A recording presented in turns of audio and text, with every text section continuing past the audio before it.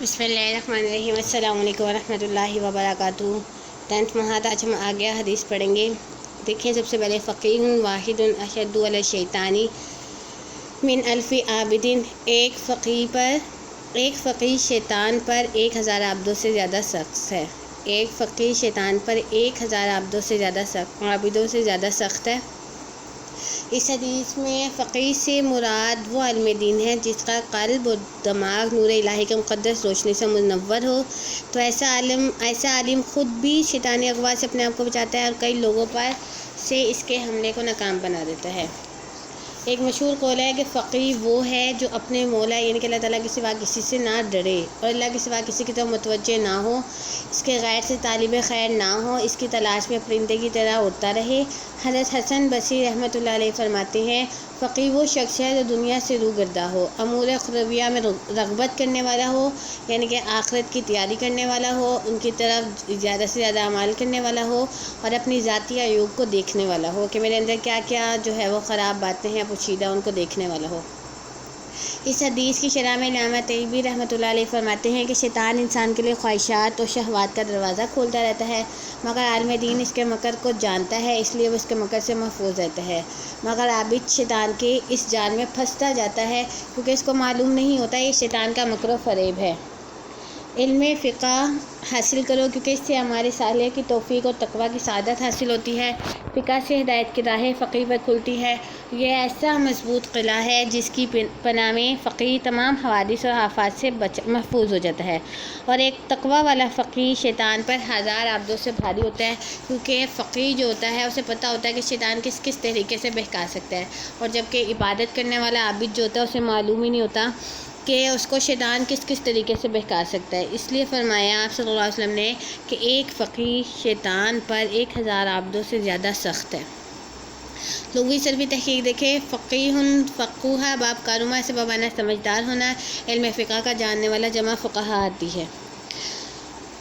نحوی ترکیب ہے، فقیہ موصوف واحد صفت، موصوف صفت مل کر مبتدا، اشد صیغہ اسم تفضیل ضمیر اس کے اندر فاعل، علی حرف جر شیطانی مجرور جار مجرور مل کر اشد اسم تفضیل کے متعلق ہو جائیں گے۔ من حرف جر الفی جو ہے ممیز ہے، عابدین تمیز ممیز تمیز مل کر مجرور جار مجرور مل کر یہ بھی اشد اسم تفضیل کا متعلق ہو جائیں گے۔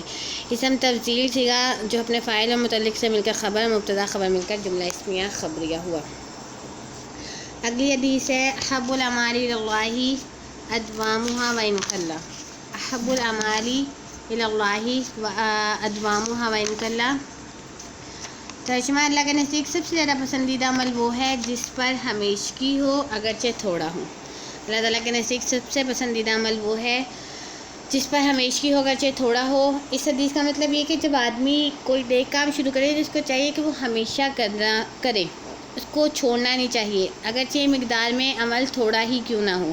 یہ بہتر ہوگا اس عمل سے جو مقدار میں زیادہ ہو مگر اس کے آداب اور شرائط کے ساتھ نہ کیا گیا ہو اور نہ وہ ہمیشگی کی صفت سے مزین ہو۔ آپ صلی اللہ علیہ وسلم سے بعض صحابہ کرام نے زیادہ اعمال کرنے کی اجازت مانگی تو آپ صلی اللہ علیہ وسلم نے منع فرمایا اور ارشاد فرمایا کہ اتنے ہی اعمال کرو جن پر تم ہمیشگی اختیار کر سکتے ہو، یعنی کہ جیسے مثال کے طور پر کوئی ایک دن جو ہے وہ تہجد کی 12 رکعتیں پڑھے اور اگلے دن اسے پتہ ہی نہ ہو، روز پڑھے، بے شک 2 کر کے پڑھے، یہ اللہ تعالیٰ نے نزدیک زیادہ بہتر ہے اس سے کہ ایک دن پڑھ لے اور آگے پتہ ہی نہ ہو۔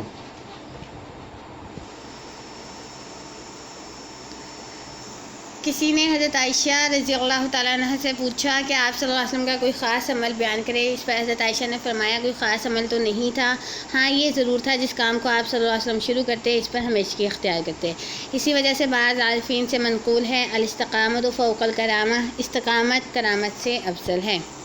لغوی صرفی تحقیق دیکھیں، اعمال عملہ کی جمع بمعنی کام، ادوامها داما دومن و دوامن بمعنی ہمیشہ رہنا۔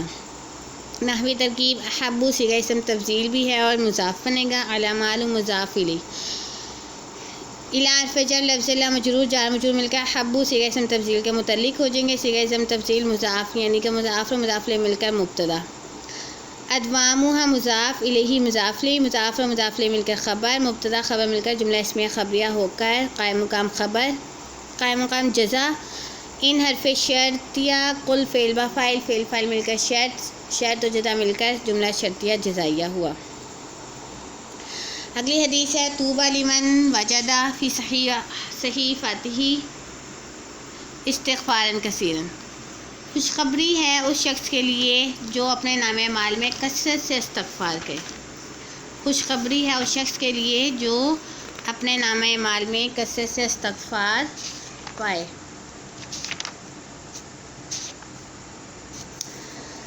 استغفار کہتے ہیں اللہ تعالیٰ سے اپنے گناہوں اور جو ہے قصوروں کی معافی اور بخشش مانگنا۔ اس حدیث میں جو ہے اس شخص کے لیے خوشخبری ہے جو قیامت کے دن اپنے نامہ اعمال میں استغفار کی کثرت کو دیکھے گا۔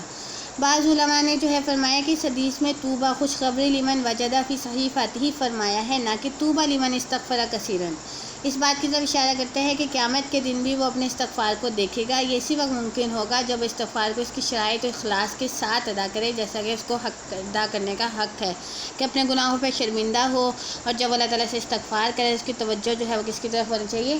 اللہ کی طرف ہونی چاہیے۔ استغفار کے لیے کچھ شرائط ہیں کہ جیسے پہلی شرط یہ ہے ان یقلع عن المعیصتی، کہ اس گناہ سے الگ ہو جائے جس سے وہ استغفار کر رہا ہے، ان یندم علیہ، اس گناہ پر ندامت قلبی ہو، یعنی کہ دل سے شرمندہ ہو جب سے گناہ سرزد ہوا ہے، اور تیسری شرط یہ ہے کہ پکا عزم کرے کہ اب انشاءاللہ ایسا گناہ کبھی نہیں کروں گا۔ بعض علماء فرماتے ہیں لفظ توبہ بہت جامع لفظ ہے، دنیا اور آخرت کی تمام دولتیں مل گئی، اور جو کثرت سے استغفار کرتا ہے اس کے لیے اللہ تعالیٰ کیا کرتے ہیں؟ غیب سے رزق کو جو ہے وہ مہیا کرتے ہیں۔ اس کے علاوہ آپ صلی اللہ علیہ وسلم نے فرمایا کہ میں دن میں 100 سے زائد مرتبہ استغفار کرتا ہوں، کہ جب نبی کا ایک نبی جو ہے جو بالکل معصوم ہے گناہوں سے اور بخشائے اس کے باوجود وہ 100 مرتبہ استغفار کر رہے ہیں، تو یہ ہماری تعلیم کے لیے تھا، امت کی تعلیم کے لیے تھا کہ وہ کثرت سے کیا کریں؟ استغفار پڑھیں۔ لغوی صرفی تحقیق دیکھیں، طوبیٰ طابہ بمعنی اچھا ہونا، صحیفۃ بمعنی لکھا ہوا کاغذ یہاں مراد ہے۔ یہاں مراد جو ہے وہ نامہ اعمال ہے، جمع اس کی صحائف آتی ہے اور صحف آتی ہے، صحائف اور صحف آتی ہے اس کی جمع۔ ترکیب دیکھیں اس کی، طوبیٰ مبتدا، لام حرف جر من موصولہ، وجدہ فعل با فاعل، فی حرف جر، صحیفتی مضاف، ہی ضمیر مضاف لی، مضاف اور مضاف لی مل کر فی حرف جر کے لیے مجرور، جار مجرور مل کر وجدہ فعل کے متعلق ہو گئے، استغفاراً موصوف، کثیراً صفت، موصوف صفت مل کر مفعول، فعل اپنے فاعل متعلق اور مفعول سے مل کر جملہ خبریہ ہو کر من موصولہ کے لیے صلہ، موصولہ صلہ مل کر حرف جر کے لیے مجرور، جار مجرور مل کر محذوف فعل کے متعلق ہو کر مبتدا کے لیے خبر، مبتدا خبر مل کر جملہ اسمیہ خبریہ ہوا۔ ایک دفعہ ترکیب پھر دیکھ لیں، طوبیٰ مبتدا، لام حرف جر من موصولہ، وجدہ فعل با فاعل، فی حرف جر، صحیفتی مضاف، ہی ضمیر مضاف لی، مضاف اور مضاف لی مل کر مجرور، جار مجرور مل کر وجدہ فعل کے متعلق ہوئے، استغفاراً موصوف، کثیراً صفت، موصوف صفت مل کر مفعول، فعل اپنے فاعل مفعول اور متعلق سے مل کر من موصولہ کے لیے صلہ، موصولہ صلہ مل کر لام حرف جر کے لیے مجرور، جار مجرور مل کر محذوف فعل کے متعلق ہو کر خبر، مبتدا خبر مل کر جملہ اسمیہ خبریہ ہوا۔ اگلی حدیث ہے افضل الصدقاتی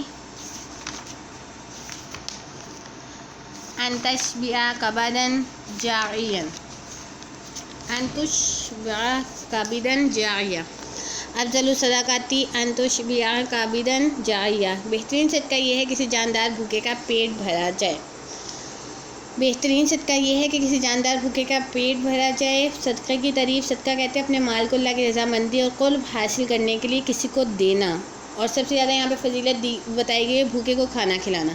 بھوکے کو کھانا کھلانے کے بارے میں متعدد احادیث جو ہے وہ آئی ہیں، مثلاً ایک روایت میں آپ صلی اللہ علیہ وسلم نے فرمایا کہ مغفرت کو واجب کرنے والی چیزوں میں بھوکوں کو کھانا کھلانا بھی ہے، کہ جس کی وجہ سے انسان کے اوپر مغفرت واجب ہو جاتی ہے، اللہ تعالیٰ اس کو بخش دیتے ہیں۔ ایک دوسری روایت میں آتا ہے آپ صلی اللہ علیہ وسلم نے فرمایا جو شخص کسی جاندار کو کھانا کھلائے اللہ تعالیٰ اس کو جنت کے کھانوں میں سے کھلائیں گے۔ علماء نے حدیث کا عموم سے استدلال کیا ہے کہ اس میں انسانوں کے ساتھ حیوانات بھی داخل ہیں، جو کسی حیوان کو بھی کھلائے وہ بھی اسی فضیلت میں داخل ہوگا۔ اس پر استدلال اس روایت سے بھی کرتے ہیں جس میں آتا ہے کہ ایک بدکار عورت نے ایک ایسے کتے کو پانی پلایا جو پیاس کی وجہ سے زبان نکال رہا تھا، اس پر اللہ تعالیٰ نے اس فاحشہ عورت کی مغفرت کر دی، مگر اس سے وہ جانور خارج ہوں گے جو موذی جانور ہیں، جنہیں مار ڈالنے کا شریعت نے حکم دیا، مثلا سانپ، بچھو وغیرہ، ان کو جو ہے مار سکتے ہیں، اس میں شامل نہیں ہے۔ لغوی صرفی تحقیق دیکھیں، صدقۃً اللہ کا قرب حاصل کرنے کے لیے جو مال دیا جائے، جمع صدقات آتی ہے۔ تشبیہ جو ہے اس کے معنی ہے شکم سیر ہونا، کسی کا پیٹ بھرنا. کابدن بمعنی جگر، کلیجہ. جمع اکباد آتی ہے، یہاں مراد پیٹ ہے. اچھا اس کی ترکیب دیکھیں. افضل مضاف، صداقت مضاف، مضاف مضاف مل کر مبتدا. مصدریہ تشبیہ فعل با فاعل. کبدن موصوف، جاین صفت، موصوف صفت مل کر مفعول. فعل فاعل مفعول مل کر خبر، مبتدا خبر مل کر جملہ اسمیہ خبریہ. السلام علیکم ورحمۃ اللہ.